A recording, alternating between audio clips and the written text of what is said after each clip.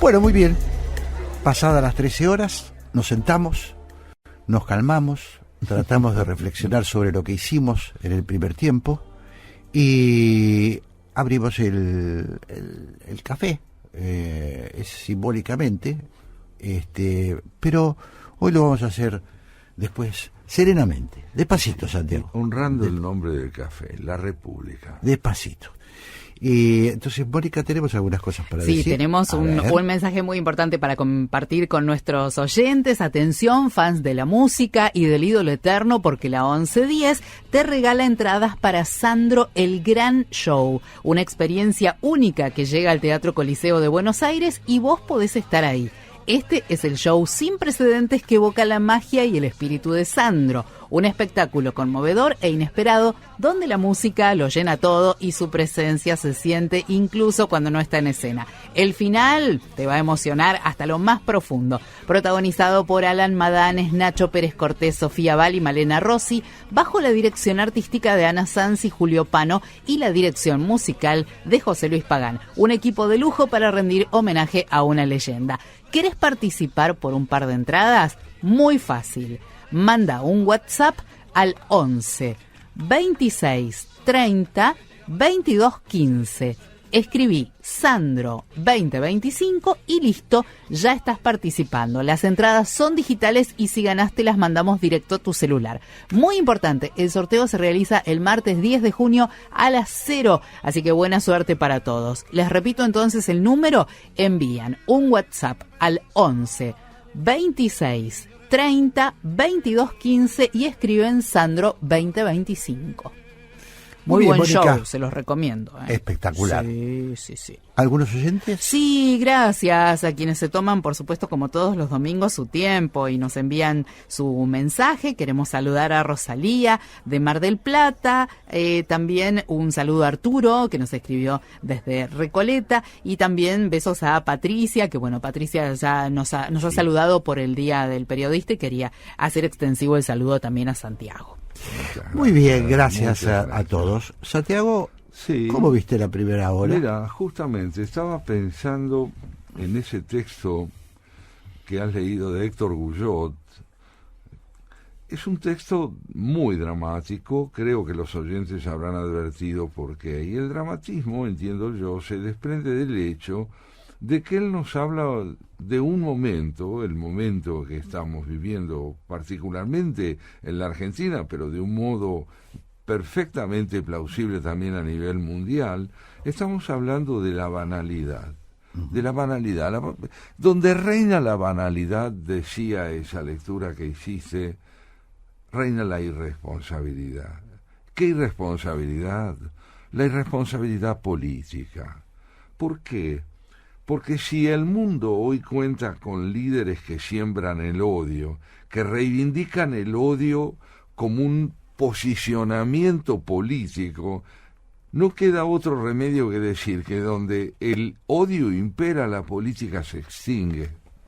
No hay posibilidades de que la política exista allí donde el odio es la norma de relación con los demás. La política es el reverso del odio porque implica la posibilidad de entender que el otro me es significativo, aunque yo disienta con él. Entonces, en ese sentido, el texto de Guyot, al hacer referencia a la agonía de la cultura, al hecho de que las redes nos han embrutecido, al hecho de que hay líderes que imponen relatos maniqueos donde se ausenta el espíritu crítico fatalmente, nos está llamando la atención, así lo entiendo, que ocurre en ese sentido, Jorge, sí, de una agonía. La agonía, hay una dimensión de la vida espiritual concebida como esfuerzo de discernimiento, como empeño en alcanzar grados de convivencia donde la disidencia no desemboca en la voluntad de exterminio del otro, que empiezan a agonizar, ¿no? Está degradado el periodismo por las actitudes de un presidente que, al generalizar, al concebir la libertad de expresión como un procedimiento antidemocrático, no está haciendo otra cosa que promover aquello de lo que creíamos habernos alejado con él cuando ganó las elecciones, el autoritarismo, la intolerancia, el desprecio. Muy interesante. Efectivamente, es un texto, el de Guyot, que nos ha... A mí me gustó mucho, más allá de que estoy totalmente de acuerdo con lo que dice, me parece que es un texto argumentado, que es un texto muy argumentado. No es una proclama en defensa, defensa de la libertad de expresión, que está muy bien y que se han hecho muchísimas, entre otras cosas porque el sábado fue el día del periodista, ayer fue el día del periodista, y por lo tanto fue muy propicio el día para hablar de nuestro oficio. Los mensajes en las redes, yo los seguí por razones obvias, denotan una preocupación, ¿sabes? Santiago, si yo tuviera que decir algo, ¿cómo fue este día del periodista?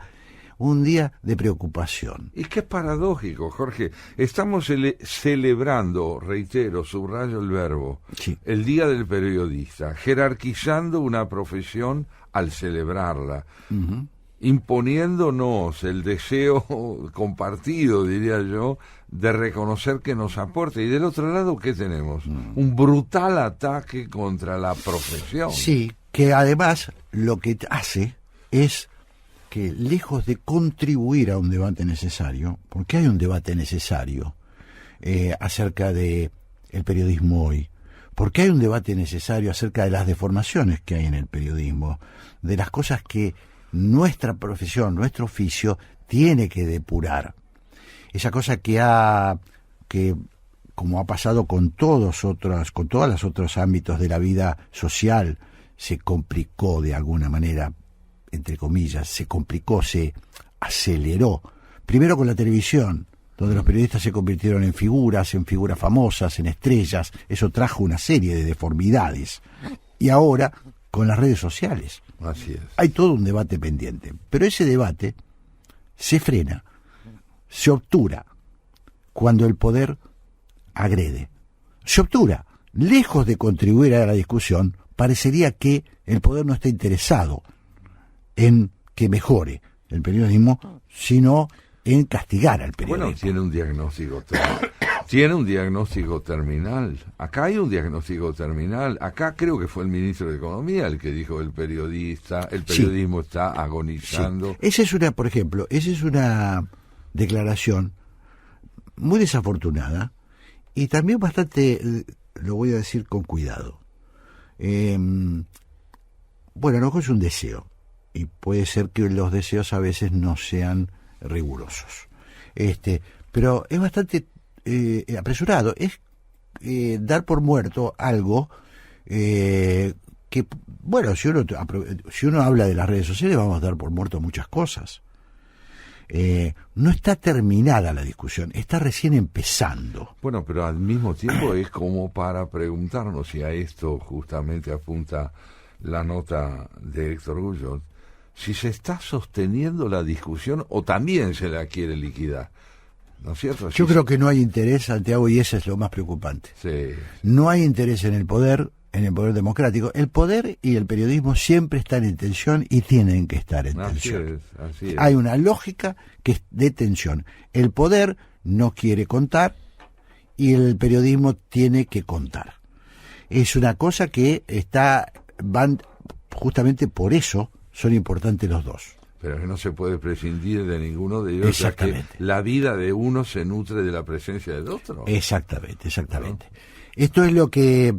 Pero eso es una cosa, y la otra es este tipo de sentencias, este tipo de agresiones, que por otra parte, desgraciadamente, cuando se empiezan a practicar, luego tienen consecuencias de otra naturaleza, no contribuyen en absoluto a una polémica razonable. Muy interesante en ese sentido, de abrir el espacio a la razonabilidad, de buscar entender cuáles son los prejuicios que muchas veces nutren nuestras impresiones sobre el mundo en que vivimos, fue el aporte de Santiago Gersunov. O sea, Santiago Gersunov se acerca hoy a nuestra audición a través de un ensayo, un detalle siniestro en el uso de la palabra fascismo.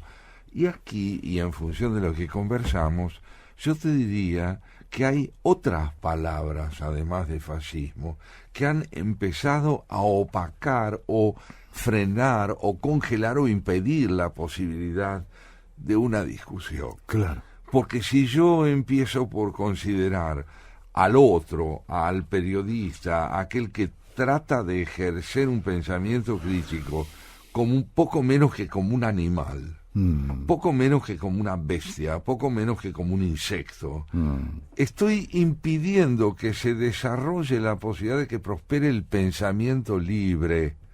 El pensamiento libre no es el pensamiento que dice lo que quiere, sino que quiere que haya interlocución. Claro. Hay libertad de pensamiento donde se quiere la discusión, el intercambio de ideas, y se lo concibe como una forma de enriquecimiento. Santiago Gershunov, en su ensayo, Un detalle siniestro, en el uso de la palabra fascismo, nos recuerda entonces que es importante estar atento a el miedo a la libertad. Qué interesante es este libro, ¿no? Es extraordinario. Nos hizo pensar mucho, ¿no? Es la función plena de un ensayo. La función de un ensayo es despabilar. Claro. Despabilar, ser un cordial cachetazo. Vos sabés que yo te confieso, como de alguna manera lo hemos dicho en la entrevista con Santiago, para mí fue un sacudón. Sí, porque tenemos incorporadas algunas categorías, ¿no? Decir fascista a un tipo de derecha, de ultraderecha, es un recurso que está a mano. Hay una bolsa de supermercado que la tengo ahí y me sirvo y sale la palabra fascismo. Y entonces leer a Santiago, leer este ensayo, lo que te hace es pensar primero qué desafío para la ciencia política caracterizar bien el proceso que se está viviendo. Es fundamental. Claro, y al mismo tiempo toda caracterización correcta del momento que está viviendo tiene otro rasgo, es cautelosa, claro, es cuidadosa, rehúye la contundencia de las definiciones inequívocas. Claro. Y este es un rasgo del ensayo también como género. Por eso Santiago Gershunov es un muy buen ensayista, porque tantea, explora, se interroga, retrocede y vuelve a avanzar. Muy interesante, ¿no? Muy interesante. Creo que sí, y que realmente ha sabido darle, igualmente Josefina Licitra, un valor enorme a la palabra que va en busca de una verdad con la que no cuenta ya de manera inequívoca. Recuerdo lo que ella dijo: cuando me desoriento, escribo. Qué lindo.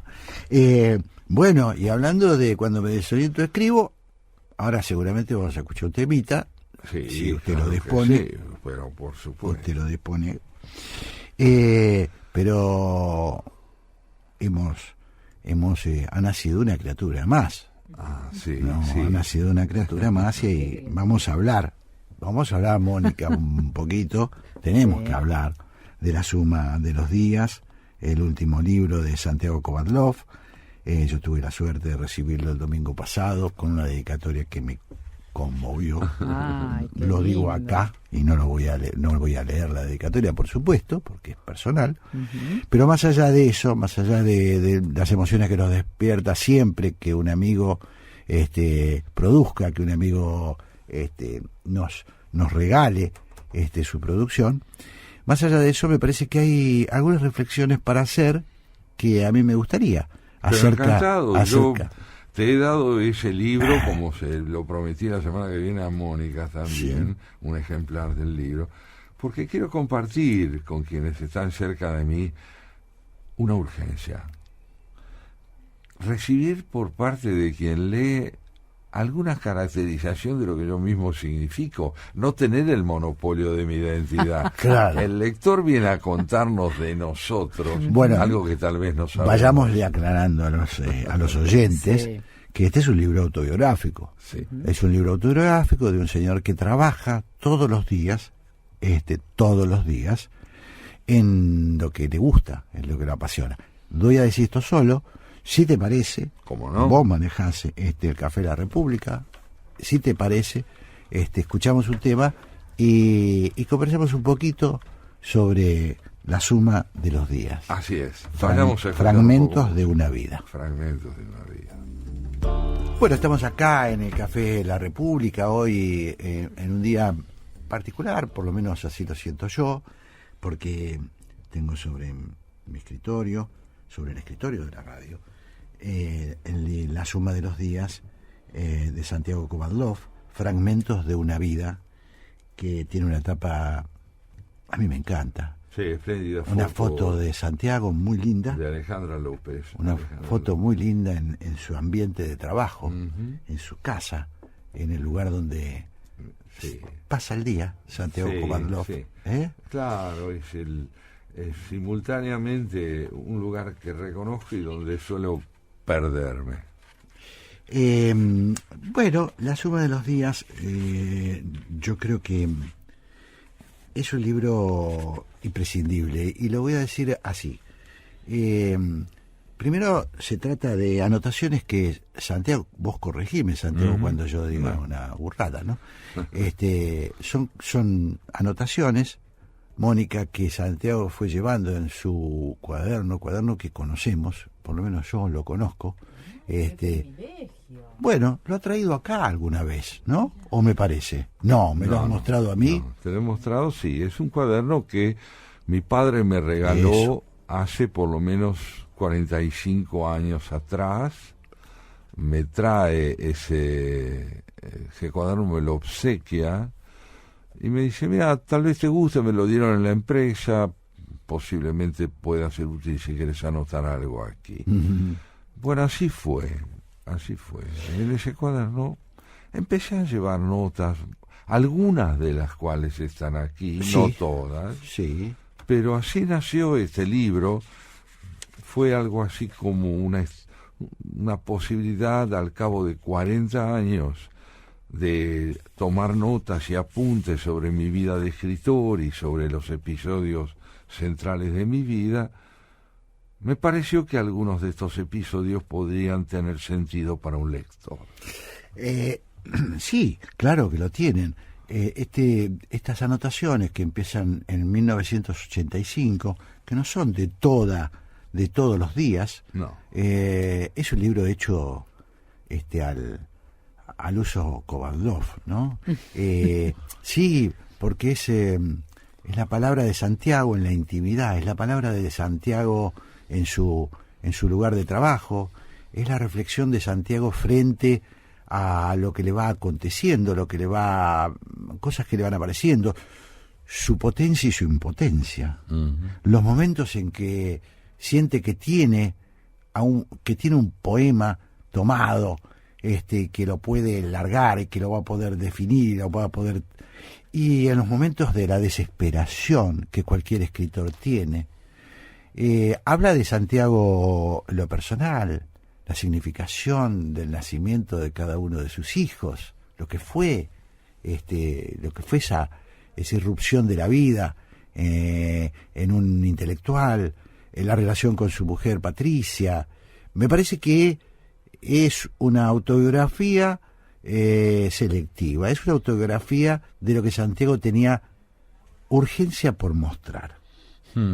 Yo creo efectivamente que lo que el libro propone al lector es que me acompañe en una marcha a lo largo de las idas y venidas que depara la vida de lectura, de estudio y de composición, ¿no? Construir un texto, darlo por consumado, por terminado, es de alguna manera arriesgarse a decir, bueno, más no puedo hacer por vos, levántate y anda. ¿No? Allí están contadas las alternativas del nacimiento de buena parte de mis libros, tanto en prosa como en poesía, de ensayo como en poesía, y sobre todo lo que me une emocionalmente al cultivo de esos dos géneros, ¿no? Porque yo creo, Jorge, que uno no elige el género en el que habrá de expresarse, más bien uno encuentra una tonalidad, una entonación en uno que corresponde a un género determinado. Yo no he escrito nunca una novela porque no sentí en mí la necesidad de hacerlo. Se me configuran las propuestas literarias bajo la forma de ideas que me conmueven o imágenes que me atraen. Y así es como nacen los poemas y los ensayos. Pero también te diría, este libro cuenta la historia, en parte, la historia de mi vida de traductor. Porque traducir para mí es decisivo. Es otra práctica literaria que me encanta, que es muy difícil. Y sobre todo. Y apasionante, ¿no? Porque verdaderamente me permite interpretar partituras ajenas, poniendo en juego lo propio. Y ahí hay una presencia fundamental, ¿no? Y creo que sí. El intérprete de una partitura tiene una responsabilidad enorme, que es hacer evidente lo que la partitura propone. No, pero me refiero a la presencia de Fernando Pessoa, ¿no? Que atraviesa de alguna manera este libro, porque atraviesa de alguna manera la vida de Santiago Kovaldov. ¿Es así? Sí, es una de las figuras centrales en mi constitución también como escritor, ¿no es cierto? Claro. Yo comencé a conocerlo en el año 1958. Sí. A la hora de Fernando Pessoa llegó de Portugal a Brasil, donde yo vivía, y fue precisamente allí donde descubrí, y a través suyo me descubrí.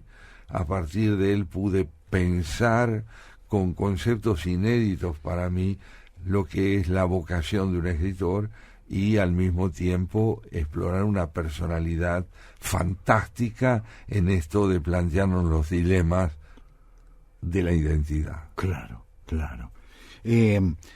Y estas notas que vuelvo a comentarle a los oyentes son pequeñas reflexiones de Santiago. A veces hay varias en un día, a veces hay baches donde no escribe este cuaderno. ¿Por qué ahora? Te pregunto, ¿por qué ahora? ¿Por qué esta necesidad? Yo lo sé, porque he leído el libro completo y he leído también el prólogo, pero me gustaría que le expliquemos a los oyentes por qué hay un momento en que uno tiene la necesidad de contar algunas de las cosas que hizo. ¿Por qué? Yo te diría que la narración de mi experiencia de escritor, que me acompañó a lo largo de todos estos años, forma parte de mi propia vida literaria. Yo descubrí que este cuaderno que da origen al libro, este cuaderno del que vos hablabas y yo también, era parte de mi obra literaria, que estas reflexiones son las del ensayista que soy. Claro. Y que no hay diferencia en lo que se refiere a los contenidos de mis ensayos respecto de las anotaciones que tomo en este cuaderno que hoy es un libro. Claro. Es decir, que es la prolongación natural de mi vida de ensayista, donde la poesía irrumpe como tema, mientras que el ensayo no solo irrumpe como tema, sino como modalidad de escritura también, porque estos pequeños fragmentos son, al menos así lo siento, pequeños ensayos. Pequeños ensayos y también algo, voy a decir algo riesgoso, también tienen poesía. Ojalá. Bueno, yo lo recibí así. Bueno, que vos lo hayas vivido así es algo que me encanta y me produce cierto alivio, porque yo creo que en la prosa auténtica la poesía tiene que palpitar, tiene que estar presente. Porque ¿qué es la poesía? No es un verso, es una atmósfera. Claro. Es una atmósfera, y esa atmósfera en la prosa tiene que estar viva, si de veras es literatura la prosa de la que hablamos. Claro. Voy a tomar un riesgo enorme. Sí, Mónica y Santiago, voy a tomar un riesgo enorme, pero les voy a explicar por qué. Sí. Santiago, además de todo, es un lector, no sé cómo llamarlo. Ay, es maravilloso. Lector, nos quiero lleva, decir... nos hace viajar con sus relatos siempre. Claro, lector y narrador. Sí. Me refiero a la parte, a la oralidad, no a lo que él hace con la lectura, que ya es más entendible. Entonces, pero a la vez me tienta decir cómo empieza la suma de los días, fragmentos de una vida, porque empieza así, como que se cae sobre un cuaderno, efectivamente es así, se cae sobre un cuaderno anotaciones que Santiago va haciendo, no pensando en publicar, aunque como él dice, todo lo que un escritor finalmente vuelca en un papel tiene que ver con su obra, ¿no? No se separa la anotación personal. Mucha gente hace diarios, mucha gente escribe pensamientos, pero quien se dedica a esto, quien se ha decidido que va a ser su vida, lo hace siempre cuidando la narración, cuidando la escritura, ¿no? Entonces esto empieza el Buenos Aires, 6 de marzo de 1985. La ciudad sentida, primeramente como una máquina trituradora de emociones, luego a la inversa, como proveedora de emociones, las más ricas, sutiles, difíciles. El hombre, en mitad del río revuelto, encontrando un madero, el fulgor de una pausa. Lo más arduo, sostenerse ante el poema, soportar su oscuridad hasta verla ceder. Hermoso. Bueno, hermoso. Está ahí Santiago Kovadlov, lo imaginamos en ese lugar de trabajo, en su casa, en la calle Riobamba, la calle más insulsa de la ciudad de Buenos Aires. Así dice en un momento, confiesa Santiago. No hay duda. Yo vivo en una calle, o en un tramo de esa calle, que está dispuesta para generar desencanto. Dispuesta. Se ha hecho todo lo posible para que esa cuadra no inspire sino desencanto. Y no obstante, debo decir que desde el pequeño balcón del departamento donde vivo, he encontrado miles de sugerencias poéticas mirando el desencanto que me rodea. Qué lindo. Es así. Sí, sí. Bueno, Santiago, también hay ahí hay narraciones en este libro sobre la intimidad de tu trabajo, incluso el ámbito de tu trabajo. Uh-huh. Por supuesto, hay cosas que no podían faltar en las reflexiones de Santiago Kovadlov, por ejemplo, la lluvia. La lluvia y el otoño. ¿Por qué la lluvia y el otoño? Porque me parece que yo a la lluvia le he dedicado un libro que se llama Una biografía de la lluvia. Claro.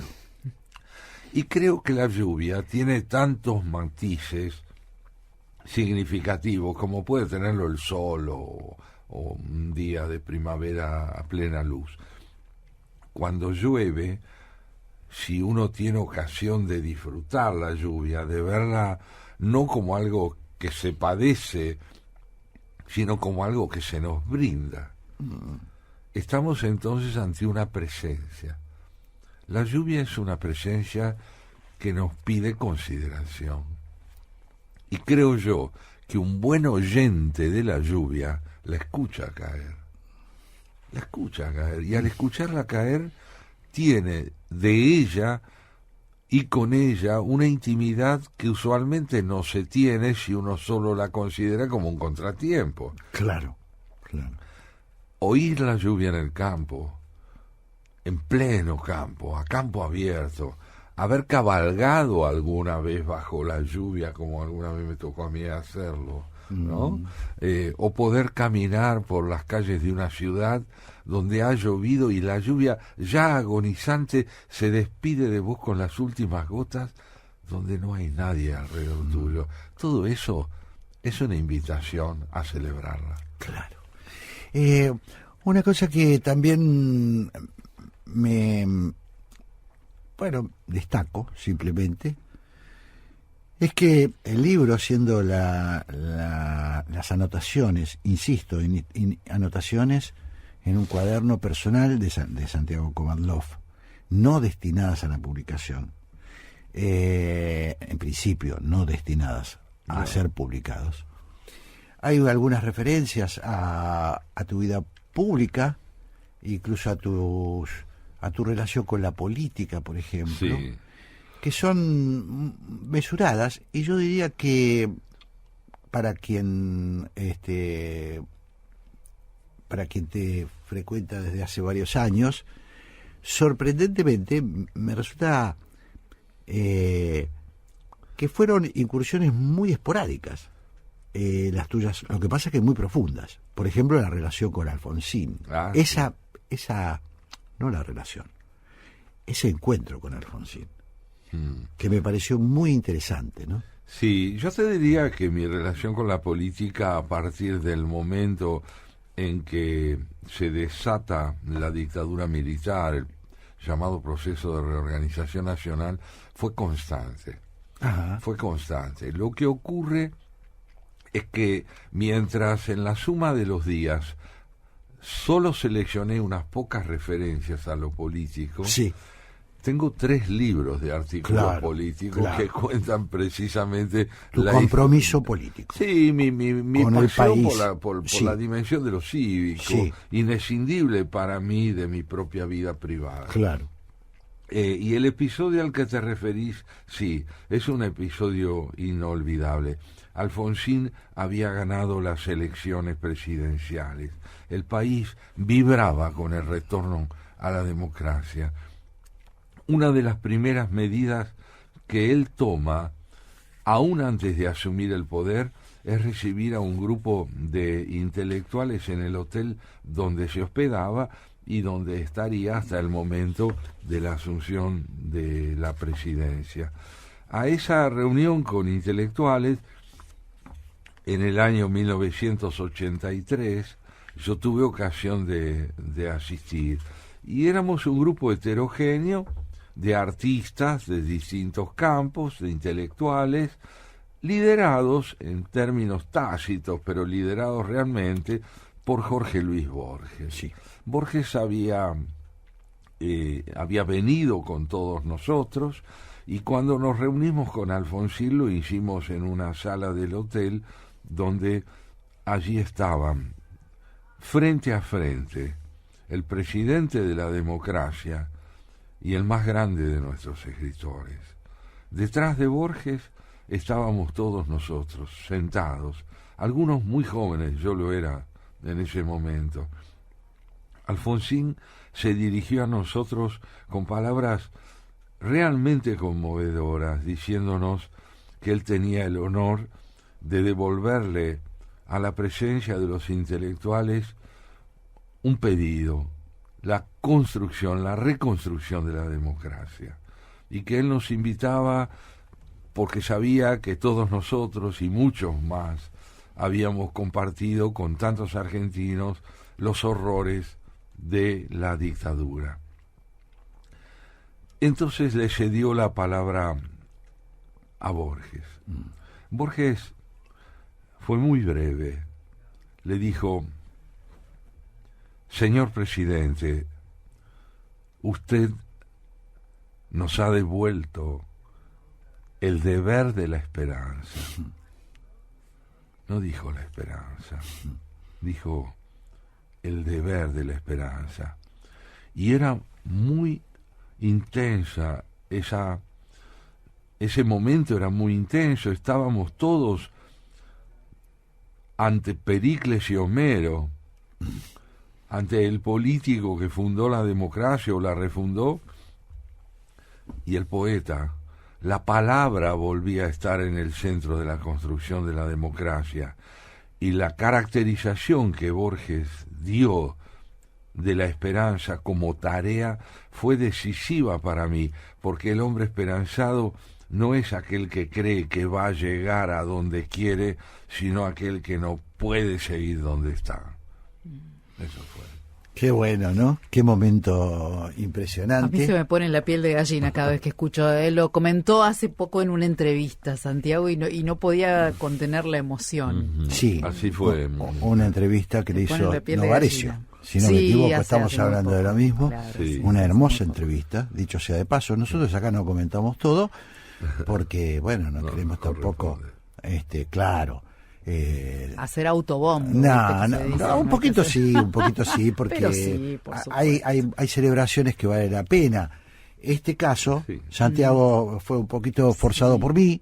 No, pero- Teníamos otro tema para conversar. Santiago siempre trae un tema interesante para Sí, es cierto. conversar, Mónica. Sí, sí, lo Pero haremos yo- la próxima. Pero yo le insistí en que aprovechemos, bueno, de alguna manera porque yo estaba bajo emoción violenta cuando se lo dije, porque había terminado de leer el libro. Insisto, me fui de acá, me entregó el libro Santiago el domingo pasado, me quedé hasta lo leí de corrido, leí el libro en la tarde del domingo, la tarde noche del domingo, y el día lunes le escribí a Santiago porque estaba, y lo vuelvo a decir, más allá de que estamos hablando de la obra de un amigo para mí entrañable, un maestro, una persona en la que yo confío plenamente y me apoyo mucho, pero más allá de eso, estaba conmovido, entre otras cosas porque me encantaría, me gusta el estilo, me gusta muchísimo el estilo de ese libro, ese estilo de pastillas, no sé cómo llamarlo, pastillas Sí. diríamos en el periodismo. Son casi aforismos, ¿no? Claro, casi aforismos. Casi aforismos. Yo creo que la brevedad, si logra ser al mismo tiempo un espacio de condensación intensa de una idea, cumple con uno de los requisitos básicos del ensayo, y es que las ideas tienen que ser como potenciaciones de un concepto que se va abriendo y que encuentra en la brevedad la contundencia de un efecto. Claro. ¿no? Bueno, yo te lo voy a decir, ahí creo que aparece el poeta, que es lo que yo vi Ajá. al atravesar placenteramente la suma de los días. Se nos fue el tiempo. Sí, sí, Estamos ahí. Bueno, yo les agradezco a los dos, Oh. a Mónica y a Jorge, la posibilidad de haber dedicado un momento a reflexionar sobre esta obra, que como toda obra que uno puede llegar a crear, por un lado es materia de autorreconocimiento. Yo me veo en el libro, pero a la vez veo un desconocido. Qué bueno. La suma de los días, fragmentos de una vida de Santiago Kovadlov. Nosotros nos vamos a ir ahora al encuentro de Graciela Eso es. Fernández Mejide y Pablo Marmorato, porque viene ¿por qué? Porque viene ¿por qué? Mónica, ¿cómo lo digo? Porque viene ¿por qué? Qué feo. Bueno, No importa, se entendió. Se entiende, ¿no? Bueno, vamos, Gabriela. Y ahora sí, como todos los domingos, tenemos un puente y nos encontramos con Graciela Fernández Mejide y Pablo Marmorato, que ya deben estar en línea, Santiago. Seguramente. ¿Están ahí? Como pregunta Caperucita. Estamos, hello. Buen día, buen día. Bueno, es un gusto tenerlos porque el tema lo impone, además, escucharlos en relación a un editorial de hoy que leyó Jorge, y no es de él, en este caso, de un texto de Héctor Guyot, que se llama el mal de la banalidad. El mal de la banalidad. Se publicó el sábado pasado y gira en torno a esa cuestión de los líderes del odio, a la subestimación del prójimo entendido como un posicionamiento que desde nuestro punto de vista, y veamos el de ustedes también, tiene que ver con la destrucción de la política. Es cierto. Y yo creo que en ese sentido Jorge tiene mucha razón, y vos también, porque trabajan juntos, Santiago, porque ¿a qué se llama la banalidad del mal? ¿Y de dónde viene esa expresión? Esa expresión, si no me equivoco, viene de Hannah Arendt. Exactamente. Sí, Así exactamente. así es. La emplea ella a raíz de la investigación que hizo cuando le tocó presenciar el juicio de Adolf Eichmann en Jerusalén en 1963. Así es. Uno puede pensar que el vecino, el otro, el que está enfrente, el de al lado, qué sé yo qué, es una gran persona. Uh-huh. Y termina de repente entendiendo que no, que es alguien, a mí me pasó, Ujú. a mí me pasó. Yo tengo, no sé si lo conté alguna vez acá, frente a mi casa Ujú. está el Instituto Cardiovascular, que se está extendiendo mucho desde que lo compró Velocopit. Sí. Pero en esta extensión, por una razón que yo ignoro, Ujú. quedó incluido y sin modificación desde afuera, a lo mejor de adentro sí, un chalecito. Ajá. Chalecito que antes yo salía, entraba de mi casa, miraba, qué sé yo, era un chalecito más. Sí. Terminó siendo el dueño uno de los militares juzgados en el juicio a las juntas. Y como Oh. no en el juicio a las juntas, sino después en los que siguieron como colaboradores de aquellos que integraron las juntas de la dictadura. Ahora, ¿quién hubiera dicho que estaba uno ahí enfrente? Ujú. Sí, realmente, esa transformación del vecino en alguien que a uno lo abisma en el horror también. Exactamente. Sí. Y en este momento estamos viviendo un momento político donde se combinan dos situaciones, me parece, a lo mejor ustedes no están de acuerdo, pero por un lado en la parte de la macroeconomía que parece funcionan. Se paró un poco la inflación o bastante. Ahora, eso redundó en beneficio de aquellos que estaban subsumidos. Mm. Eso, mi pregunta es esa, siempre, ¿no? Mm. Bueno, es un tema, me parece que está en el, creo yo, Santiago, que lo que dice Graciela, está en el centro del debate Por supuesto. pendiente en la Argentina. Está en el centro del debate, porque indudablemente hay una sensación ambiente para mucha gente, de alivio, por lo cual la política y nosotros, los analistas, deberíamos repensar muchas cosas. En principio, hasta dónde había llegado el grado de hartazgo con lo que generó la inflación durante el kirchnerismo, la inflación y una serie de otras cuestiones que... La corrupción. ¿Cómo, perdón? Y la La corrupción. La corrupción, exactamente. A tal punto que efectivamente hay una parte de la sociedad que sigue sintiendo, yo creo, sigue sintiendo alivio porque se ordenaron las cosas. Porque una vez se lo escuché esto decir a Luis Moreno Campo, no es de él, pero si hay algo que no tolera una sociedad es vivir en la anarquía. Por supuesto. Exacto. No se aguanta.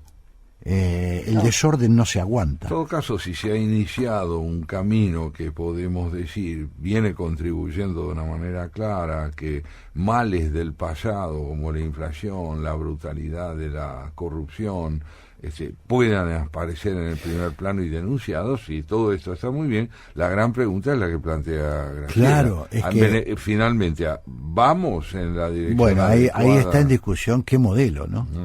Porque, Graciela, esto que creo que vos estás también haciendo de alguna manera mención, cuando se pone en juego el Garraham, cuando empieza a aparecer el lado B del plan económico, que es la restricción presupuestaria para áreas vitales y que le han dado a la Argentina un prestigio enorme y fueron modelos en muchos sentidos, ¿no? No lo fueron, sino que son hospitales a Exactamente. donde ven estudiar gente de afuera. Exactamente. Entonces me parece que estas son las dudas que empiezan a aparecer, más allá de los estilos, que nos llevan mucho tiempo de hablar, ¿no? Más allá de los estilos del presidente, Sí. pero hay temas de fondo que en algún momento va a haber que empezar a discutir. Bueno, yo hoy pienso en mi programa hablar con les adelanto Sí. con Hugo Vicente, Sí. y justamente un tema es analizar quiénes se están comportando en esta sociedad Sí. como cuidadores de aquellos que solos no pueden. Claro. Qué interesante, ¿no? Eso. Hugo Besetti, gran psicólogo, una persona de muchísima formación, ¿no es cierto? Graciela. Sí. Así Y que, para eso charlar y discutir, no porque pretendamos tener toda la información. Por supuesto. Yo no lo pretendo, creo que él tampoco. sí, Pero sí la que vemos, la que tenemos, la que podemos leer, vemos que los miércoles penosamente todavía sí. hay un grupo de jubilados que va a pedir ¿qué? Claro. Así es, ¿Qué van a así es. reclamar?